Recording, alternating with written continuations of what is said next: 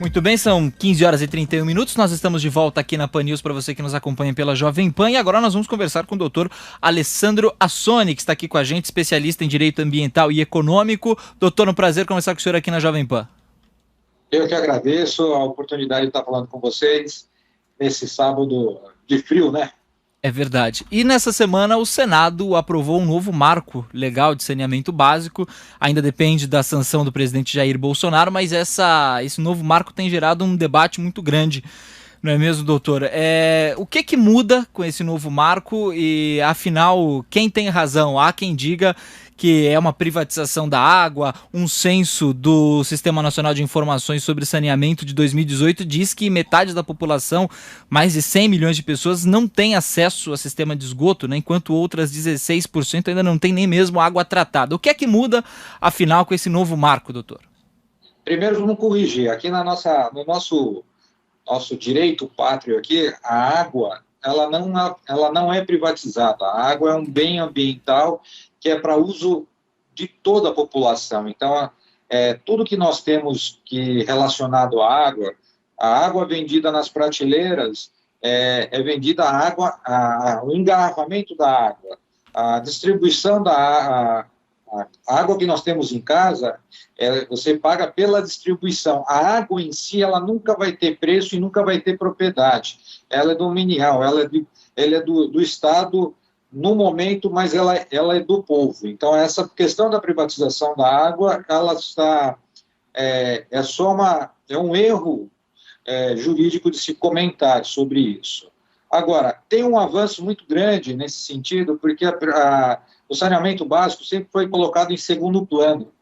Uma, porque politicamente ela não apresenta um resultado tão visível, então ela acaba ficando num segundo momento para que se faça. E o orçamento geralmente é muito, muito caro, né? Nós temos essa questão do orçamento dimensionado para essa situação e esses orçamentos são muito caros porque envolve a questão de infraestrutura, tecnologia.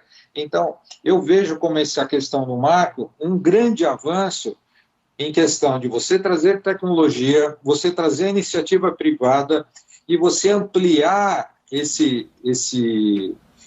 essa questão não só do fornecimento de água, que, como você mesmo mencionou, pouco mais de 50% da população tem água nas suas torneiras, vindo de tratamento, menos de 50% tem sistema de coleta de esgoto e, possivelmente, o tratamento. Então, eu vejo esse marco legal do saneamento como realmente um avanço para a questão ambiental como um todo. Primeiro, cada vez que você fornece água com qualidade e você coleta essa água, cada R$1 que você investe no saneamento básico, você deixa de gastar de R$4 a R$6 em questão de saúde pública, porque menos pessoas infectadas, menos moléstias por contaminação, protozoários dentro dos recursos hídricos, então você começa a fornecer uma questão com qualidade e você reduz esses gastos com saúde pública. Então, eu vejo realmente que a discussão ela acabou sendo um pouco politizada, porque as empresas estatais ou as de economia mista ficavam muito preocupadas com a entrada do privado e aí elas perderem esse segmento, mas o próprio marco estabelece um prazo de 30 meses para que essas empresas se adequem e os contratos também, né? Então, eu vejo que quem vai sair ganhando, na verdade, é o meio ambiente e a população com a prestação de serviço. Agora, senhora Assoni, como que concretamente isso vai acontecer? Porque, tudo bem, não é a água que é cobrada, é o serviço do fornecimento, da captação, do tratamento. E numa determinada área geográfica, uma companhia fornecedora de água, ela não tem um concorrente. Você não escolhe, por exemplo, se você vai pegar a sua torneira da companhia A ou da companhia B. Ah, a companhia A está me dando um desconto esse mês, eu vou pegar a água da companhia A. Não tem concorrência direta. Por que então que um incentivo à iniciativa privada, que é o que, assim, digamos assim, o principal ativo trazido aí pelo novo marco legal, por que o incentivo à iniciativa privada vai atrair então esses players para que você tenha um melhor fornecimento, um melhor saneamento? Que diferença vai fazer a entrada desses players e por que eles vão se interessar em entrar? O que eles ganham? Hoje, como que é feito hoje essa questão da contratação? A contratação, o ente federativo, o município, ela cria uma empresa de saneamento na sua cidade, ou ela contrata uma empresa que já presta o serviço, geralmente uma estatal ou uma de economia mista. Aqui em São Paulo nós temos a Sabesp. A Sabesp tem, em média, mais de 360, acho que são 363 contratos com os municípios do estado, que ela presta serviços de saneamento. Então, esses municípios deixaram de ter sua empresa de saneamento e contrataram a Sabesp para fazê-lo. Só que é o seguinte, esse contrato, não existe licitação. O prefeito, ele faz a convocação, contrata a Sabesp, nos moldes da Sabesp, negocia sem qualquer processo licitatório. Como que vai funcionar? A Agência Nacional de Águas, hoje ela passa a ser Agência Nacional de Águas e Saneamento. Hoje a Agência Nacional, ela é responsável por toda a liberação, ou seja, a outorga é a autorização de captação de água, tanto para os estados, como para os municípios, que ficam limítrofes entre uns e outros municípios. Essa questão da outorga, ela mexe com a capacidade hídrica daquela bacia hidrográfica. Então, ela já tem um controle de quanto de recursos hídricos o Brasil possui e quantos desses recursos hídricos estão contaminados.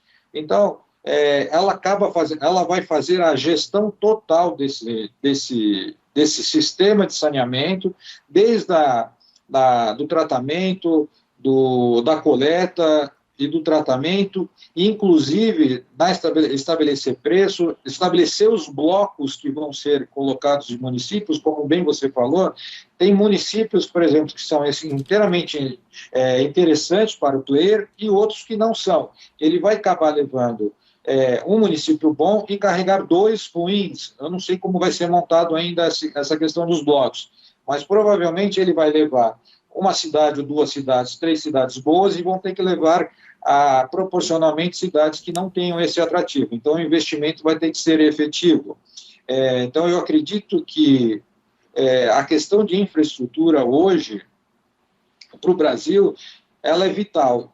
Nós estamos falando mais ou menos de um investimento em torno de 600 bilhões a 1 trilhão de reais, praticamente, nesse setor.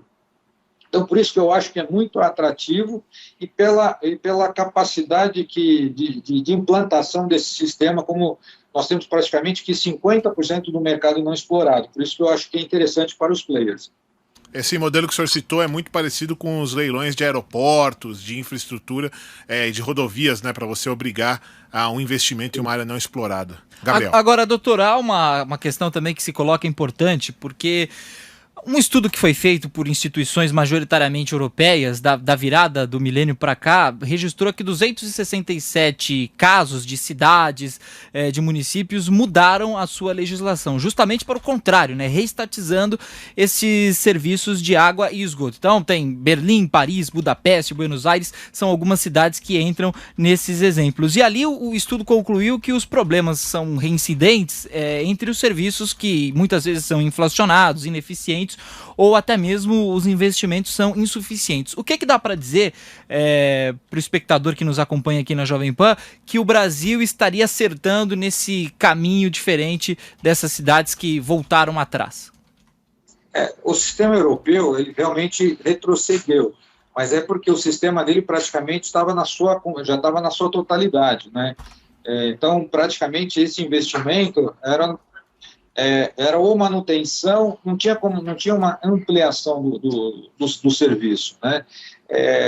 aqui no Brasil ainda a gente tem uma capacidade de exploração do serviço, que é a implantação desse sistema.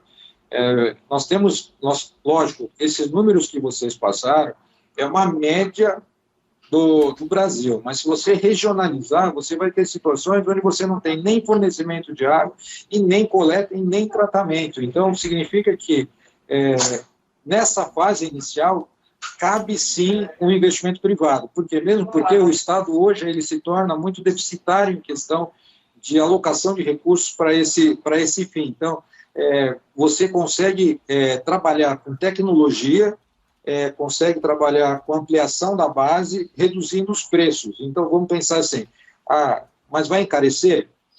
Não, porque nós vamos ampliar a base. Hoje nós temos praticamente 50% que tem água e saneamento, nós vamos ampliar vamos tentar chegar nos 100%. A meta para 2033 é que chegue a 90%. Se chegar a 90%, nós aumentamos mais 40%. A base aumentou. Então, você acaba diluindo esse custo para mais 40% da população que foi atingida. Então, eu vejo que essa diluição de preço acaba acontecendo aqui. Já diferentemente da Europa, que o mercado já está solidificado e já estratificado. Agora, existe a possibilidade, por exemplo, de nós chegarmos a um ponto do que acontece no Rio de Janeiro. Lá a empresa ela é uma sociedade mista, né? Temos uma participação maior do Estado e uma parcela menor que fica com a iniciativa privada, e mesmo assim ainda há muitas reclamações. Esse ano mesmo nós tivemos problemas com relação à água, muitos relatos dos moradores que estão sofrendo com esse problema de água modificada no estado do Rio de Janeiro. Como é que o senhor vê essa questão específica do Rio de Janeiro, como é que ela pode ser refletida nesse novo marco do saneamento? Eu acho que a partir do momento que você passa para a Agência Nacional de Águas o gerenciamento desse saneamento básico e o gerenciamento dos recursos hídricos, você acaba criando uma agência reguladora que vai fazer essa unificação. Hoje, a questão da ponderação do que é potável, o que não é potável, como é feito o sistema, como não é feito o sistema, fica a cargo falta um gerenciamento sobre o saneamento. Então, eu vejo que, inclusive, o marco foi muito preciso na criação da competência da ANA. Então, ele é bem longa a questão da competência. Então, eu vejo que essa regulação, praticamente, como aconteceu no Rio de Janeiro, a fiscalização e a troca do contrato, por exemplo, também vai ficar muito mais fácil, porque você vai ter as metas a serem cumpridas, os níveis de exigências de qualidade e de expansão a serem cumpridas. Você não cumpriu, não é porque só tem essa empresa estatal fazendo, você vai ter outros grupos querendo entrar.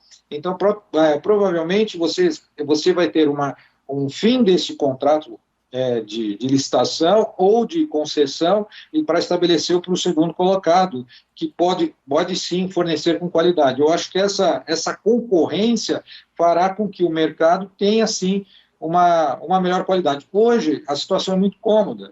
A empresa do Rio, ela não tem uma concorrência direta. A empresa aqui de São Paulo, a Sabesp, ela não tem uma concorrência dentro do Estado. Então, quando você começa a colocar que os parâmetros têm que ser cumpridos, a metas de expansão tem que ser cumprida, a questão da qualidade do fornecimento de água tem que ser cumprida, e ela não cumpre, você pode rescindir o contrato e passar por uma outra operadora. Então, eu acho que isso essa competitividade torna-se benéfica para nós, que somos usuários do sistema. Muito bem, doutor Alessandro Azzoni, muito obrigado pela participação, especialista em direito ambiental e econômico. Muito obrigado, doutor. Eu que agradeço a oportunidade e um tema muito importante. Nós que agradecemos. 3h44 aqui na Jovem Pan. Agora...